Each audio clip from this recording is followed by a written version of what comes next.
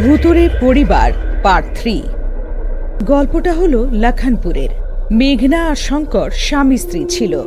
ওদের নিজস্ব একটা বাড়ি ছিল। বাড়ি বেশ বড় ছিল, তাই অনেক ভাড়াটে নিজেদের বউ বাচ্চাদের সাথে ওদের বাড়িতে থাকত। বাড়ির সামনেই একটা ছোট্ট মাঠ ছিল, যেখানে ভাড়াটেদের ছোট ছোট বাচ্চারা রাত্রে ক্রিকেট খেলত। এক রাতের কথা, মেঘনা আর শঙ্কর ঘুমোচ্ছিল, তখনই হঠাৎ লাইট চলে গেল। হে ভগবান, এই কারেন্টটারও এখন যাবার ছিল। কয়লা শেষ হতে চলেছে, তাই লোডশেডিং করেছে হয়তো। চুপচাপ ঘুমিয়ে পড়ো। দুজন স্বামী স্ত্রীর মধ্যে এমন কথাবার্তা চলছিল, তখনই কেউ বাড়ির থেকে ওদের দরজা জোরে জোরে ধাক্কাতে শুরু করে। হে ভগবান, এখন এত রাতে কে এসে গেল? যাও, দরজাটা খুলে দাও। শোনো গো, আমার ভয় করছে, তুমিও চলো আমার সাথে। পাগল কোথাকার, চলো। দরজা জোরে জোরে ধাক্কানো হচ্ছিল। মেঘনা আর শঙ্কর দরজার কাছে গেল, আর শঙ্কর দরজা খুলল, কিন্তু বাইরে কেউ ছিল না। এখানে তো কেউ নেই। নিশ্চয়ই কেউ বদমাশি করছে হয়তো। ছাড়ো, চলো গিয়ে ঘুমিয়ে পড়ি। এমন বলে দুজনে দরজাটা বন্ধ করে আবার বেডরুমে গিয়ে শুয়ে পড়ে। যেই দুজনে ঘুমোতেই যাচ্ছিল, আবার কেউ দরজা ধাক্কাতে শুরু করলো, কিন্তু এইবার দুজনেই আওয়াজটাকে পাত্তা দিল না। পরের দিন যখন সকাল হলো, আর যেই মেঘনা দরজাটা খুলল, একটা পরিবার জিনিসপত্র নিয়ে বারান্দায় বসেছিল। মেঘনাকে দেখে একটা ভদ্রলোক, একটা মহিলা আর একটা ছোট্ট বাচ্চা উঠে দাঁড়িয়ে পড়ল। দিদি, আমরা অনেক দূর থেকে এসেছি। এটা হলো আমার স্ত্রী আর এটা হলো আমার ছেলে। আমাদের দয়া করে ঘর ভাড়ায় দিয়ে দিন। একটাও ঘর ফাঁকা নেই। একটা ঘর আছে, কিন্তু ওতে আমাদের জিনিসপত্র আছে। ওসব আমরা সরাতে পারবো না। ওখানে থাকতে পারবে? হ্যাঁ, চলবে। আমাদের কোন বড় মহলে থাকার অভ্যেস, জঙ্গল থেকেই তো এসেছি। মানে? চুপ থাকো, যা তা তুমি বলে দাও। দিদি, এ আসলে বলতে চাই যে আমরা অনেক ছোট গ্রাম থেকে এসেছি এখানে। তারপর মেঘনা ওদের ঘরটা দেখালো। ঘরের অবস্থা খুবই খারাপ ছিল, ওখানে অনেক জিনিসপত্র ভরে পড়েছিল। কিন্তু ওই পরিবারটা ঘরটা পছন্দ করে নিল, আর ভাড়া নিয়ে মেঘনা ওইখান থেকে বেরিয়ে এলো। মেঘনা রঙ্গোলি দেওয়ার জিনিসপত্র নিয়ে এলো, আর উঠোনে রঙ্গোলি বানাতে শুরু করলো। যেই ও আঙ্গুলে রঙ্গোলিটা নিয়ে মাটিতে ফেললো, ওই রঙ্গোলিটা মাটিতে পড়লই না। কি জানি কোথায় মিলিয়ে গেল।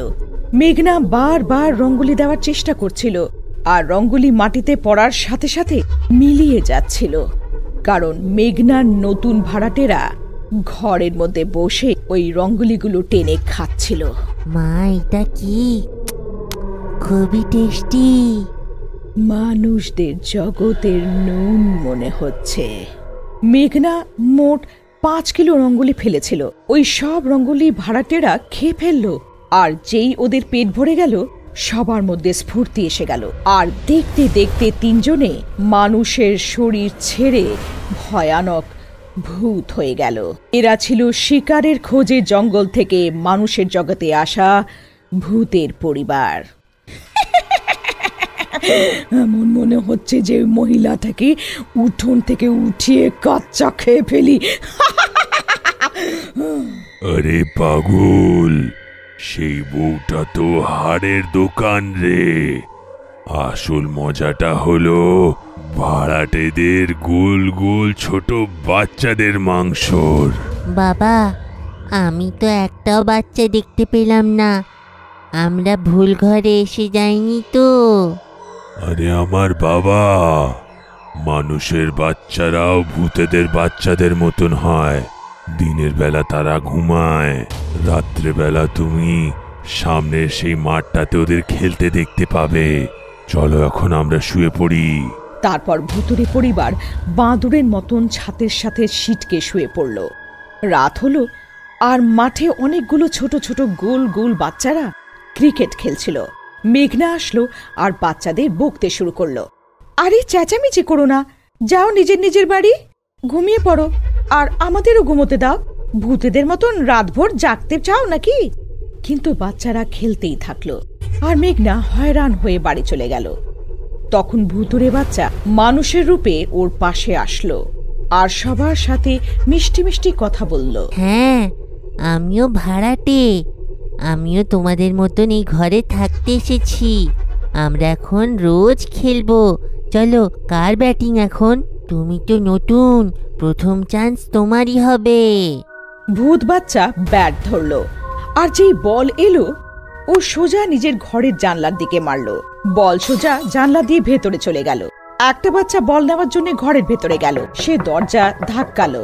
যেই দরজা খুলল, দৃশ্য দেখে বাচ্চাটার মাথা খারাপ হয়ে গেল, কারণ সামনে ডাইনি দাঁড়িয়েছিল। ডাইনির সঙ্গে সঙ্গে বাচ্চাটাকে ভেতরে ঢুকিয়ে নিল আর দরজা বন্ধ করে দিল। বাকি বাচ্চারা চিন্তিত হয়ে গেল। আরে, এই রাজু বল নিয়ে আসলো না কেন? ভুতুড়ে বাচ্চার জবাব তৈরি ছিল। বুঝে গেছি, সে নিশ্চয়ই আমাদের বাড়িতে রসমালাই খাচ্ছে। বল আমাদের বাড়িতে গেছে, তো মা হয়তো ওকে আটকে নিয়ে থাকবে ওকে রসমালাই খাওয়ানোর জন্যে। রসমলাই? হ্যাঁ, খুবই সুস্বাদু হয়। চলো, আমরা সবাই খেয়ে আসি, পরে খেলবো। হ্যাঁ হ্যাঁ, চলো চলো। ভূত বাচ্চা সবাইকে নিয়ে নিজের ঘরের কাছে এলো আরো দরজা ধাক্কা দিল। ভেতরে ভুতুড়ে মা রাজুকে মেরে নিজের বরের সাথে বসেছিল। যেই বাচ্চারা দরজা খুলল, ও সব বাচ্চাদের ভেতরে টেনে নিল। ভূত দেখে সব বাচ্চারা ভয় পেয়ে গেছিল। ওরা চেঁচাতে শুরু করলো, চুপ করে বসো, না হলে এখানে খেয়ে ফেলবো। সব বাচ্চারা ভয়ের চোটে শান্ত হয়ে গেল। ভুতুড়ে বাচ্চাও এখন নিজের আসল রূপে এসে গেল আর জিজ্ঞেস করলো, এদের সবাইকে এখানেই খাবো তো? না, জঙ্গলে নিয়ে গিয়ে খাবো। এটা ভুল, আপনারা সবাই রাজুকে খেয়ে ফেললেন। আমি ক্ষুধাতে থেকে শিকার জোগাড় করে আনলাম, আর এখন আপনারা আমার সঙ্গে এমন করছেন। বাবা, রাজুকে আমি খাইনি, তোমার মা খেয়ে ফেলেছে। আর বাবা শোনো, আমাদের এইখানে থাকা ঠিক নয়, লোকেরা সতর্ক হতে পারে, আমাদের এদেরকে নিয়ে জঙ্গলে চলে যাওয়া উচিত। তারপর আর কি, ভুতুড়ে পরিবার সব বাচ্চাদের উঠিয়ে জানলা দিয়ে ঝাঁপ দিয়ে আকাশের উপর দিয়ে হয়ে জঙ্গলের দিকে উড়ে গেল।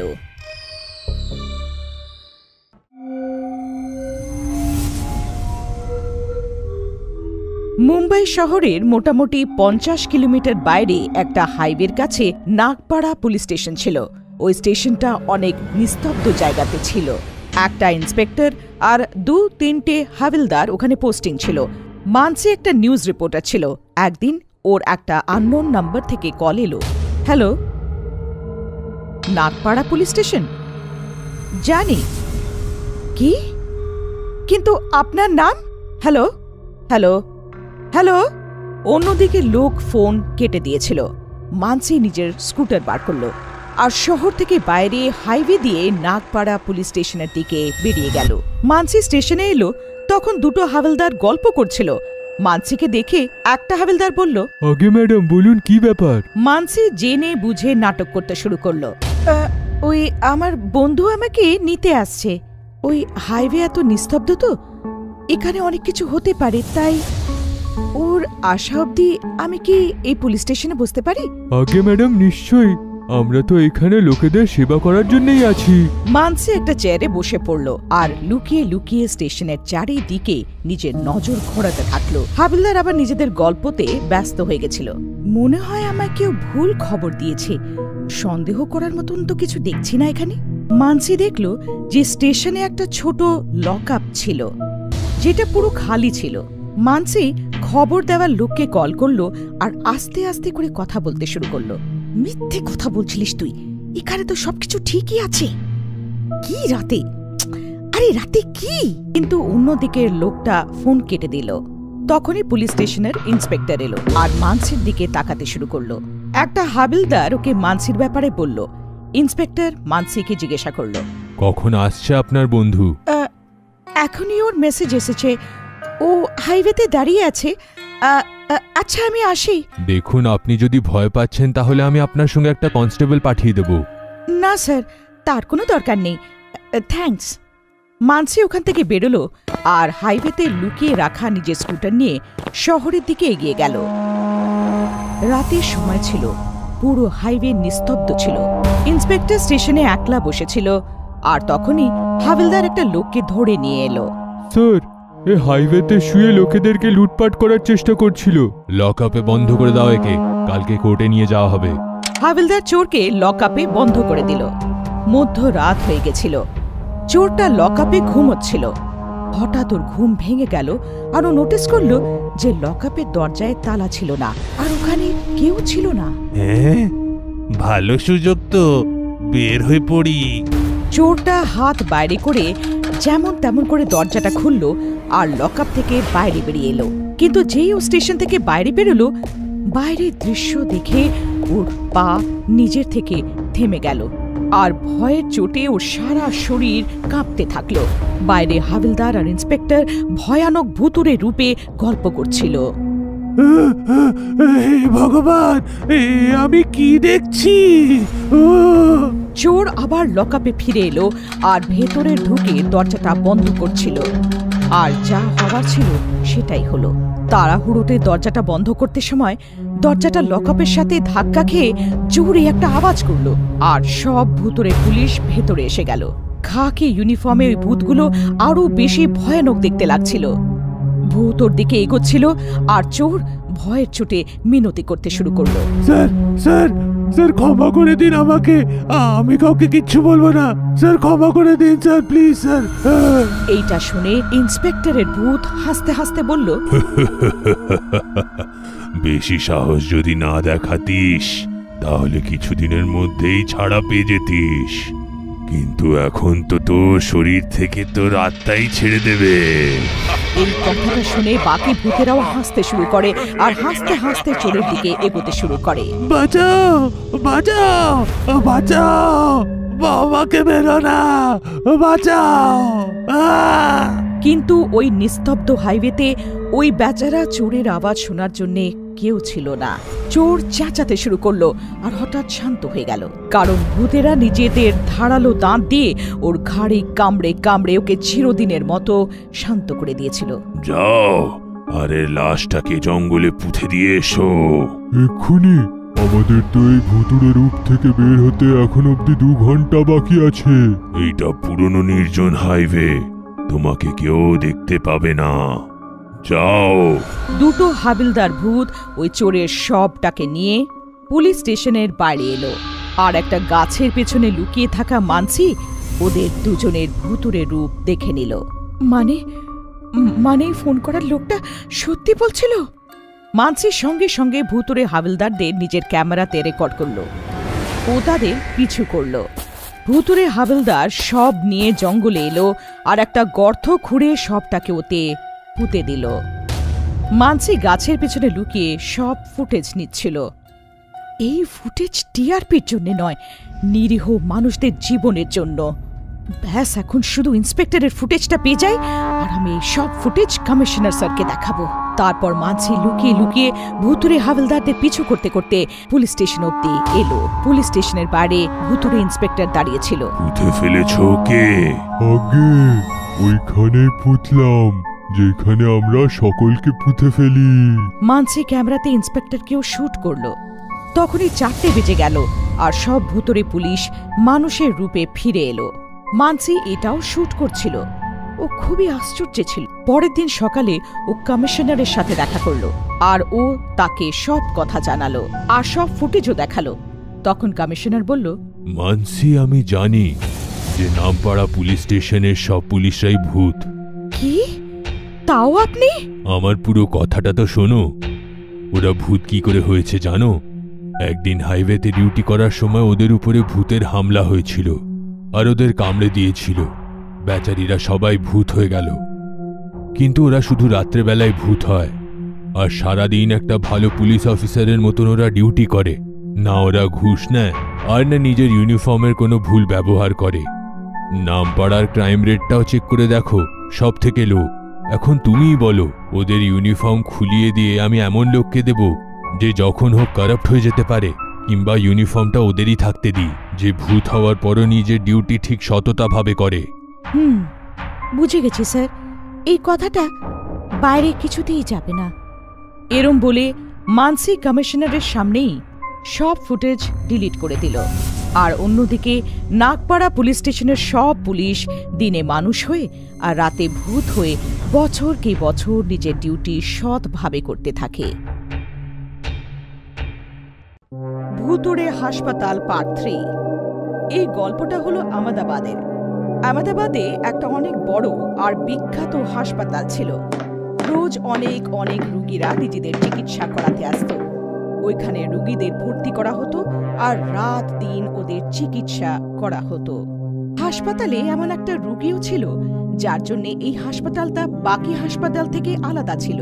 এই হাসপাতালে 3 বছর ধরে কোমাতে চলে গিয়ে থাকা একটা পেশেন্ট ডাক্তারদের দেখাশুনোতে রাখা হয়েছিল। ও চিকিৎসা হচ্ছিল।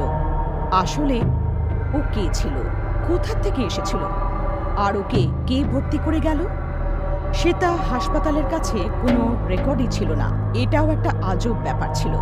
আসলে এই পেশেন্টটা মেডিকেল ফিল্ডে এক্সপেরিমেন্ট করার কারণে হাসপাতালেরই দেখাশোনায় ছিল, আর হাসপাতালই ওর পুরো খরচা বইছিল। কিন্তু 30 বছরে এই পেশেন্টটা নিজের চোখও খোলেনি। কিছুদিন পর হাসপাতালে দিন রাত সারানোর কাজ আরম্ভ হলো। তাই পেশেন্টসদের আর বেশি হাসপাতালে ভর্তি করছিল না, আর রাত্রের দিকের হাসপাতাল নিস্তব্ধ হচ্ছিল। এমনই একটা নিঝুম রাত ছিল। হাসপাতাল নিস্তব্ধ ছিল, আর একটা দুটো নার্সই ডিউটিতে ছিল। জুলি নামের একটা নার্স রাত্রে ডিউটিতে বেরোলো, আর হঠাৎ চলতে চলতে একটা অন্ধকার ওয়ার্ডে এসে পৌঁছালো। ওর নজর একটা বেডে পড়ল, আর জুলি একেবারে জোরে চিৎকার করে উঠল। জুলি জোরে জোরে চিৎকার করে করে এদিক ওদিক দৌড়াতে লাগলো। ওর চিৎকার শুনে বাকি নার্সরা, ডাক্তাররা আর সিকিউরিটি গার্ড ওকে ঘিরে ফেলল। কি ব্যাপার জুলি, তুমি চেঁচাচ্ছ কেন? ডাক্তারবাবু, ওই পরিষ্কার করে বলো জুলি, কি ব্যাপার? ডাক্তারবাবু, ওই পেশেন্টটা 30 বছর ধরে কোমাতে পড়েছিল। হ্যাঁ, বেড নাম্বার 13, তার কি হলো? ডাক্তার, ও নিজের বেডে নেই। ও নিজের বেডে। হোয়াট? কি বলছো জুলি? তোমার মাথা টাথা ঠিক আছে তো? আমি সত্যি বলছি ডক্টর, আমি রাউন্ডে গেলাম, তখন ও বেডে ছিল না। চলো আমরা গিয়ে দেখে আসি। না, আপনি যান, আমার ভয় করছে। ওহো, তুমি এইখানেই থাকো, আমরা দেখে আসছি। এমন বলে ডক্টর আর নার্সেসরা ওই ওয়ার্ড নাম্বার 13 এর কাছে গেল, আর সেই পেশেন্ট 30 বছর ধরে নিজের পুরনো অবস্থাতেই বেডে পড়েছিল। ওহ, এই জুলিটাও না, মনে হয় নাইট ডিউটির বেশি প্রেশার হয়ে গেছে। চলো ওকে ঘরে পাঠিয়ে দিয়ে আসি। সবাই বেরিয়ে গেল। যেই সবাই বেরোলো, কোমাতে পড়ে থাকা পেশেন্ট নিজের চোখ খুলল। ওর চোখ খুবই ভয়ানক আর গভীর ছিল। এদিকে সবাই জুলির কাছে এলো আর ওকে বোঝাতে আরম্ভ করলো। কি জুলি, অযথা তুমি সবাইকে ভয় পাইয়ে দিলে। বেড নাম্বার 13 পেশেন্ট তো বেডেই আছে, তুমি নিজে গিয়ে দেখে এসো। না ডাক্তার, আমি ওখানে যাব না। আমি বাড়ি যেতে চাই। হ্যাঁ, আমরাও সেটাই বলছি, তুমি বাড়িতে গিয়ে বিশ্রাম নাও। তখনই হঠাৎ করে হাসপাতালের পুরো বিল্ডিংটা কাঁপা আরম্ভ করলো। যেন কেউ হাসছিল, কিন্তু সেই হাসিটা যেন কোনো মেশিন চলার মতো ছিল। এটা কেমন বিদঘুটে আওয়াজ? কেউ হাসছে এটা? না, এটা মেশিনের আওয়াজ। কিন্তু লেবাররা তো সন্ধ্যাবেলায় কাজ শেষ করে চলে যায়। আজকে আবার নাইট ডিউটি করছে না তো? না স্যার, সব লেবাররা তো সন্ধ্যাবেলায় হাসপাতাল থেকে বেরিয়ে গেছে। আমি বলছিলাম না, নিশ্চয়ই কিছু না কিছু গন্ডগোল আছে। আমরা সবাই বেরোই এখান থেকে, বেরো এখান থেকে। জুলি, ডোন্ট ওয়ারি, হয়তো কোনো লেবার নিজের কাজ শেষ করার জন্য রয়ে গেছে। চলো আমরা গিয়ে দেখে আসি। এরম বলে ডক্টরের সাথে সাথে বাকি লোকেরাও আস্তে আস্তে ওয়ার্ডের দিকে এগোলো। যেই ওরা ওয়ার্ডের ভেতরে পা রাখলো, সামনের দৃশ্য দেখে সবার অবস্থা খারাপ হয়ে গেল। কোমা পেশেন্ট অনেক ভয়ানকভাবে নিজের 2 হাত দিয়ে বেডটাকে শক্ত করে ধরে জোরে জোরে নাড়াতে নাড়াতে লাফাচ্ছিল আর জোরে জোরে হাসছিল। ওর হাসিটা মোটামুটি ড্রিলিং মেশিনের মতো ছিল। এই দৃশ্যটা দেখে সবাই ভয় পেয়ে গেল, কিন্তু ডক্টর এখনো কনফিউজ ছিল। আমরা ভুল করেছি ওকে এখানে রেখে। এ কোমাতে গিয়ে কবে মরে গেছে আর ভূত হয়ে গেছে। এ আমাদেরকে ছাড়বে না। পালাও এখান থেকে, পালাও। হ্যাঁ স্যার, জুলি ঠিক বলছে। Shut up! 30 বছরে প্রথমবার আমি এমন দৃশ্য দেখতে পারছি। এতদিন ধরে কোমায় থাকা পেশেন্ট এমনভাবে জেগে ওঠা এত এনার্জির সঙ্গে ইম্পসিবল। মেডিকেল সায়েন্সের হিস্ট্রিতে আজ অব্দি এমন কেউ দেখেনি। এমন বলে ডক্টর ওর কাছে যেতে থাকলো। স্যার, স্যার দাঁড়ান, স্যার, স্যার। কাম ডাউন ডিয়ার, কাম ডাউন। তুমি কি আমাদের দেখতে পাচ্ছ? আমাদের সঙ্গে কথা বলতে পারবে? বেড নাম্বার 13, আমি তোমার ডাক্তার, কথা বলো আমার সঙ্গে। এমন বলে ডক্টর ওর কাছে যেতে থাকলো। তখনই হঠাৎ ওই পেশেন্টটা নিজের চোখ ডাক্তারের দিকে ঘোরালো আর ডাক্তারের উপরে লাফিয়ে ওকে একটা হিংস্র জানোয়ারের মতন ছিঁড়ে ফেলে দিল। পালাও, পালাও এখান থেকে, পালাও, পালাও। ডাক্তারের এই অবস্থার পর পুরো হাসপাতালে হুড়োহুড়ি লেগে গেল। সবাই নিজের প্রাণ হাতে নিয়ে এদিক সেদিক পালাচ্ছিল, বাইরে বেরোনোর চেষ্টা করছিল, কিন্তু আফসোস হাসপাতালের সব দরজা জানলা বাইরে থেকে বন্ধ ছিল। কোনো মোবাইল বা টেলিফোন কাজ করছিল না। ওই ভুতুড়ে পেশেন্ট পুরো জঙ্গলি বাঘের মতন ঘুরে বেড়াচ্ছিল, আর বাকি সবাই এদিক ওদিক লুকিয়ে নিজেদের প্রাণ বাঁচানোর চেষ্টা করছিল। কিন্তু সকাল হতে হতে সেই ভূতটা হাসপাতালে লুকিয়ে থাকা এক এককে খুঁজে বার করলো আর নির্মমভাবে হত্যা করলো। আর মোটামুটি সকাল 6টার সময় সে নিজের ওয়ার্ডে আবার গিয়ে নিজের বেডে শুয়ে পড়ল আর চোখ বন্ধ করে আবার ঘুমায় চলে গেল। 8টার সময় পুলিশ এলো আর তদন্ত আরম্ভ করলো, কিন্তু তারা খুনির একটাও চিহ্ন পেল না। আর পুলিশও হয়রান হয়ে গেল। সবাইকে মেরে ফেলেছে সে, শুধু সেই কোমা পেশেন্টটাকে ছেড়ে। খুনির ব্যাপারে কোনো এভিডেন্স আমরা পাইনি স্যার। বাইরে মিডিয়া চেঁচামেচি করছে, কি বলবো তাদের? কে করেছে এই হত্যাগুলো? বলে দাও যে কোনো অচেনা ব্যক্তি হত্যা করে চলে গেছে, খুব শিগগিরই ধরা হবে। এইভাবে সেই দিনের পর থেকে পুলিশ সেই অজানা খুনির খোঁজে ঘুরতে থাকলো। হাসপাতালটা সিল করে দেওয়া হলো আর বেড নাম্বার 13 সেই পেশেন্ট হাসপাতালের সাথে সাথে সব সময়ের জন্য ওইখানে বন্দী হয়ে গেল। আর ওর রহস্য তার সাথেই হাসপাতালের 4 দেওয়ালের মধ্যে সব সময়ের জন্য বন্ধ হয়ে গেল।